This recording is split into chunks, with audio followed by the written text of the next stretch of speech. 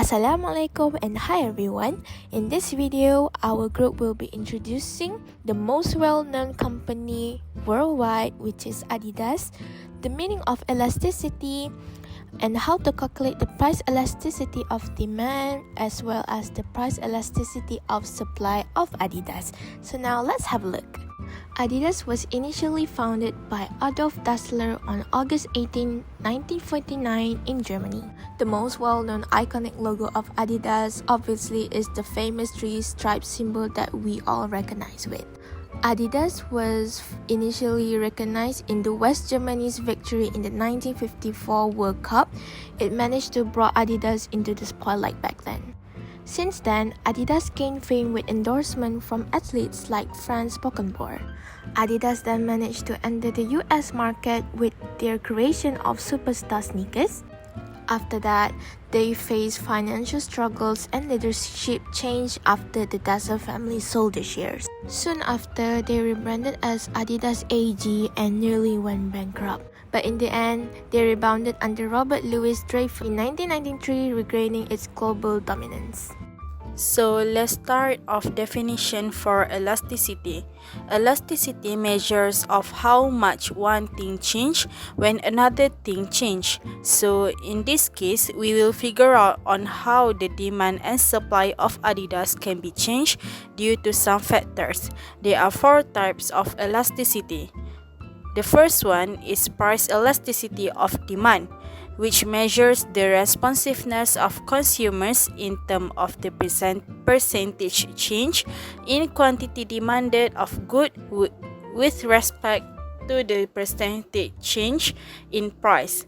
Next is income elasticity of demand that measures the responsiveness of quantity demand to the change of income. The third one is cross elasticity of demand, that's mean to measures the responsiveness of quantity demanded to change in the price of another good.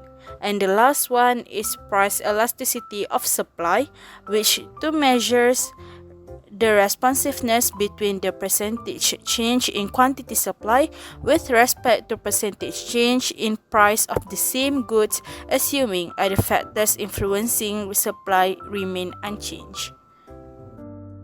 Alright, let's move on to the next slide, which is price elasticity of demand, which is PED. PED measures the responsiveness of consumers in terms of the percentage change in the quantity demanded of a good with respect to the percentage change in the price of the same good, assuming other factors influencing demand constant. Now let's take a look at the formula. ED represents the price elasticity of demand. The first formula calculates PED using percentage changes in quantity demanded and price. The second formula uses specific values to measure PED step by step. Essentially, PED helps businesses understand how changes in price might affect their sales and revenue. Now let's look at the next slide. As shown on the slide, the price of the Superstar shoes decreased from 449 ringgit to 359.20 ringgit. And in response, the quantity demanded increased from 30 million units to 40 million units. Using the formula for PED, we calculate the percentage change in quantity demanded is 40 minus 30 over 30, which equals approximately 0.33. The percentage change in price is 359.20 over 449 minus 359.20, which equals approximately 4. Multiplying these values give a PED of 1.32. This indicates that the demand for Adidas Superstar shoes is elastic, meaning consumers are highly responsive to price changes. Alright, so we're moving on to our final part, which is price elasticity of supply, or PES in short. So PES means measures the responsiveness between the percentage change in quantity supplied with respect to percentage change in the price of the same goods, assuming other factors influencing supply remain unchanged. So the formula is similar to PED, which is Q1 minus Q0 over Q0 times P0 over P1 minus P0, which is Cicoco times Popipo. So in our case, PES equals to 58.8 minus 42 over 42 times 359.20 over 449 minus 359.20, which equals to 1.6, which is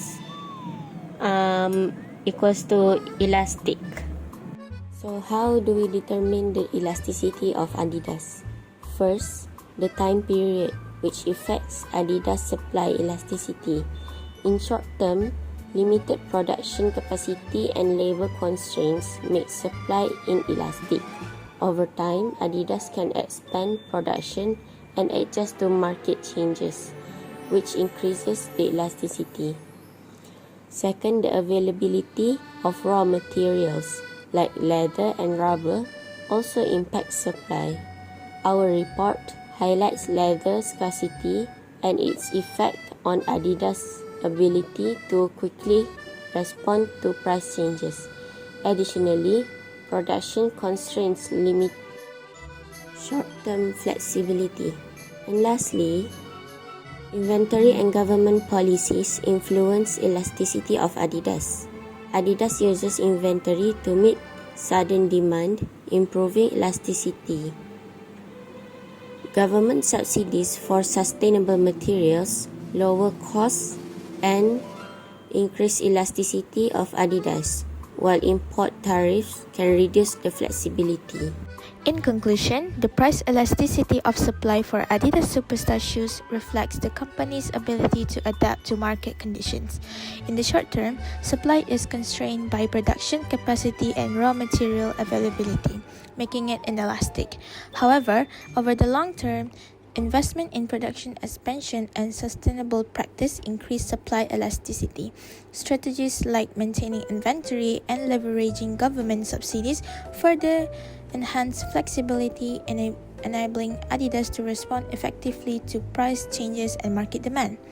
This adaptability ensures the company's continued competitiveness and ability to meet consumer needs.